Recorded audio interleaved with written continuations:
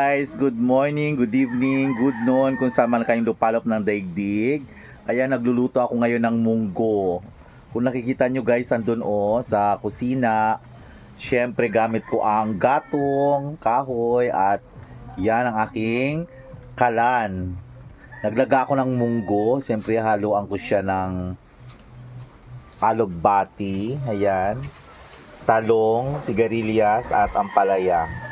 Yan guys, nagluluto po si Miss Diwata ng munggo. Gamit ng kahoy, syempre sinaunang panahon, sinaunang tradisyon dito sa probinsya.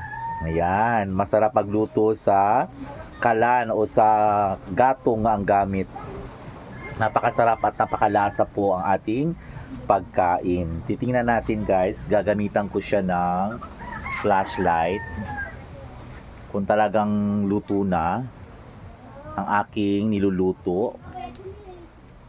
Ayan guys, oh. Yan. Nagluluto ako ng munggo. Yan. Gamit ng ating mahiwagang gatong. Panggatong.